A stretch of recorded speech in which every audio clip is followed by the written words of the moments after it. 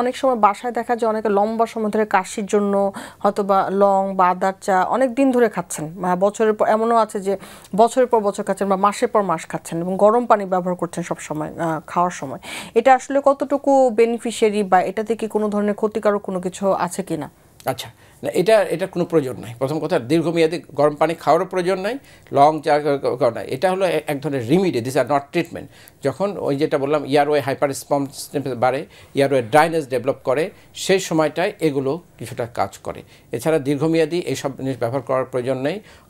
এটা করা অনেকে এটাতে ডিপেন্ডেন্ট হয়ে পড়ে, অনেকের হয়তো আবার যেটা যদি সলও করে অ্যাসিডিটি বাড়তে পারে এগুলো। এছাড়া যেহেতু একটা ন্যাচারাল প্রোডাক্ট, এটা করলে যে খুব বেশি ক্ষতি হয় তা না, কিন্তু এগুলো ব্যবহার করার কোনো প্রয়োজন নেই।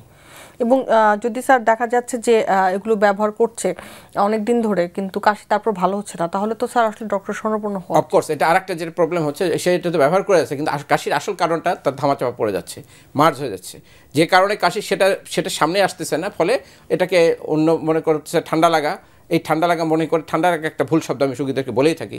ঠান্ডা লাগা বললে আসল ঘটনা ধামাচাপা পড়ে যায়। কাজেই আপনার রোগীর যদি দীর্ঘদিন কাশি থাকে অবশ্যই ইনভেস্টিগেট করতে হবে। কারণ যদি তার টিবি হয়ে থাকে, যদি তার ব্রঙ্কিয়াক্টিসিস হয়ে থাকে, যদি তার লাং ক্যান্সার হয়ে থাকে, যেগুলো খারাপ দিক, এগুলো যদি এক্সক্লুড না হয়ে এগুলো দীর্ঘদিন ধরে আমরা ধরে রেখে এটাকে স্বাভাবিক কাশি হিসাবে চালাই, তাহলে এটা অবশ্যই এর একটা অফেন্স হয়ে গেল। এবং নিজের জন্য যেমন আমি ক্ষতিগ্রস্ত হলাম, কোনো ডক্টর যদি এইভাবে রোগীকে ধরে রাখে এগুলো পরীক্ষা না করে, সেও এটা একটা ভুল করলো। কাজে অবশ্যই এগুলো দীর্ঘস্থায়ী কফটাকে ধরে রাখা যাবে না, পরীক্ষা করে বের করতে হবে। সার্বিক কোনো পরামর্শ আছে কিনা দর্শকদের উদ্দেশ্যে? কাশি হলে আপনার নিশ্চয়ই এটা একটা কষ্টকর জিনিস। আমি বিশেষ করে আমার কাছে প্রতিদিন যেহেতু কাশি রোগী আসে, আমি তাদের জন্য আমি নিজেও কষ্টবোধ করি যে কাশি কমা যাচ্ছে না। কিন্তু এটা আপনারা হতাশ হবেন না।